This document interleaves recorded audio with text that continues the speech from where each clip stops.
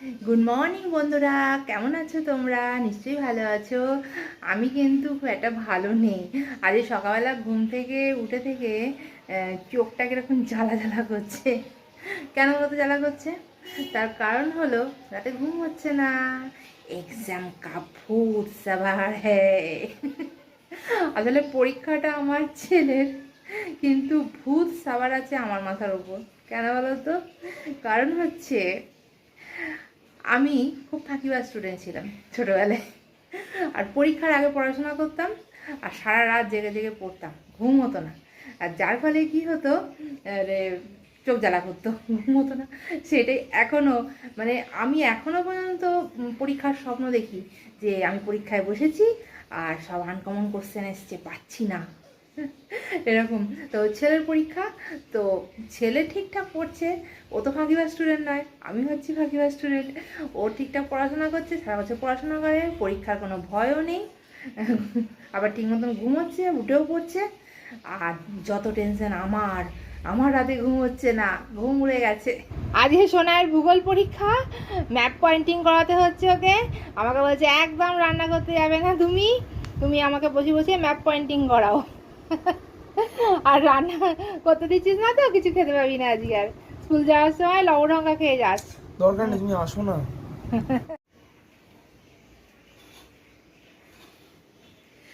আর বলো না, ছেলে খালি ছাড়তেই চাইছে না, বলছে আমাকে ম্যাপ পয়েন্টিংটা করাও। আজকে ভূগোল পরীক্ষা, ম্যাপ পয়েন্টিং করাও, আমাকে পড়াও, এখন তুমি যাবে না, পড়া ধরো, এই সমস্ত করছে।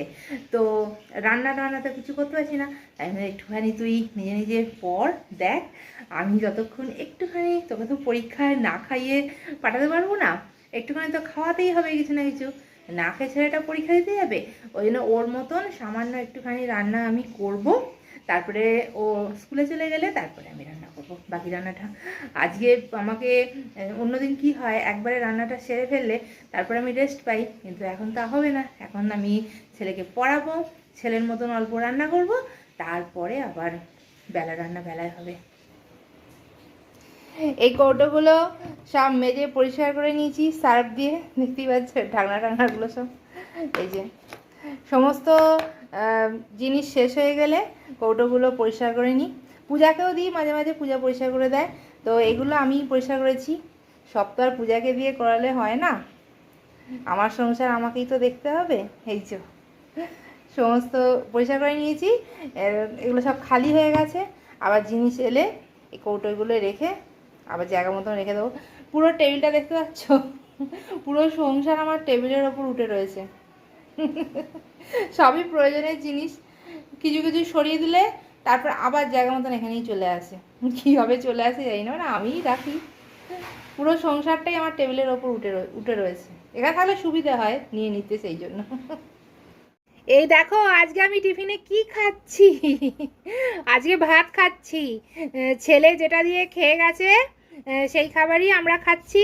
ভাত, ডাল, এটা হচ্ছে মুসুর ডাল, মাছ ভাজা আর পাঁপড় ভাজা। আর ছেলের যেটা এক্সট্রা ছিল সেটা হচ্ছে একটা আলু সেদ্ধ দিয়েছিলাম। আজকে তাড়াতাড়ি করে যা পেরেছি তাই করেছি। আর ওর আলু সেদ্ধ ছিল, আমার আলু সেদ্ধ হয়নি, তাই এই দিয়েই খাচ্ছি। তো চলো খেয়ে নিয়ে তোমাদের সাথে কথা বলছি। ছেলে স্কুল চলে যাওয়ার পর টিফিন করলাম, আর আজকে আমি ভাতই খেয়ে নিয়েছি। তোমাদের দাদা বললো অনেক মাছ আছে, মাছগুলো নষ্ট হবে, অত মাছ একসাথে খাওয়া যাবে না। তো আমার ছেলেও বেশি মাছ খেতে চায় না, সেই জন্য মাছ দিয়ে, ভাত দিয়ে, ডাল দিয়ে সমস্ত খাওয়া হয়ে গেছে। মাছগুলো তো তুলতে হবে, সেই জন্য আজ ভাত খাওয়া হয়ে গেছে। তো আবার ভাত বসাতে হবে, এবার রান্না করি। পুরো পুরো রান্নাই আমাকে করতে হবে, ভাত খাওয়াও হয়ে গেছে, পুরো রান্নাটাই করতে হবে। কখন শেষ করবো জানি না রান্না বান্না। আজকে রান্নার মেনুটা একটু চট করে বলে দিই। সকালে যা ভাত করেছিলাম, জলখাবারে খাওয়া হয়ে গেছে, আর ছেলে খেয়ে স্কুলে বেরিয়ে গেছে, আর সেই জন্য আবার ভাত বসিয়ে দিয়েছি। মাছের তেল গরম করতে দিয়ে দিয়েছি, কিছুটা মাছ ভাজা হয়ে গেছে, আমি দেখাচ্ছি। আর রান্না হবে বাঁধাকপি, মাছের মাথা আছে সেই দিয়ে বাঁধাকপি হবে, বাঁধাকপির আলু কেটে নিয়েছি।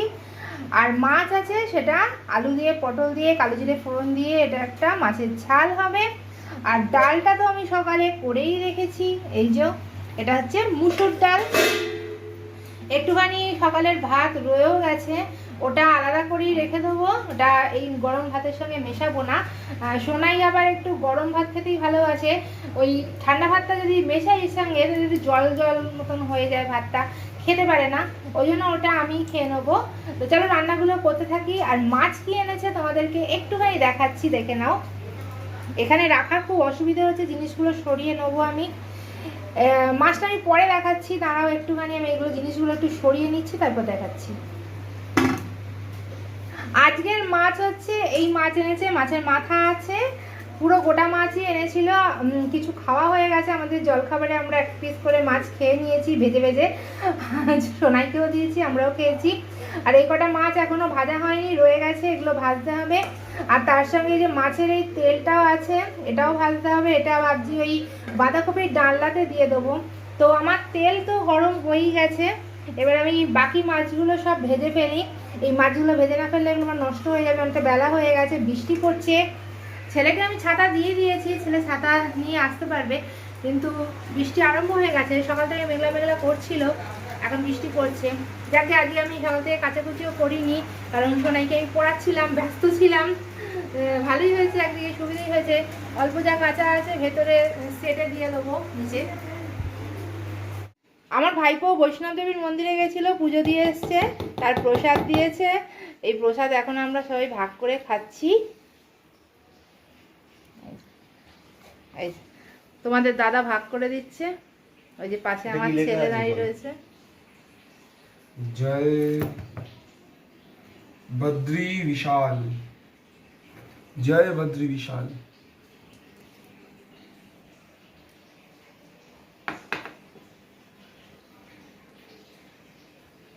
তোমাদের দাদা ভাগ করে করে দিচ্ছে সবাইকে। নে বসে খেয়ে নে।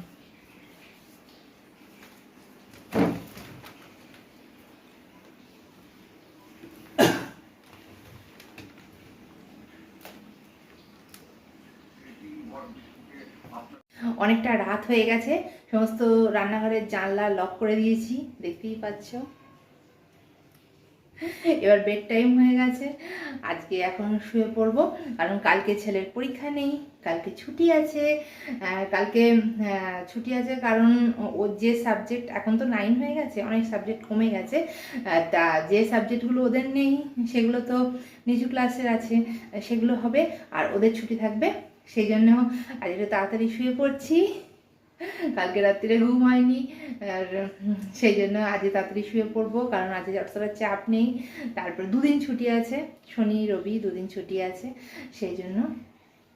তো আজকে রাত্রিরে সকালে যে বেশি মাছ ছিল, সেই মাছগুলো আমি ভেজে রেখে দিয়েছিলাম, মাছের তরকারি করে নিয়েছিলাম আলু পটল দিয়ে, আর ভাত করে নিয়েছিলাম, ওই দিয়ে আমাদের রাত্রিরে ডিনার হয়ে গেছে। এবারে শুয়ে পড়বো, আবার দেখা হবে কাল ঠিক সকাল 10টায় নতুন ব্লগের সঙ্গে।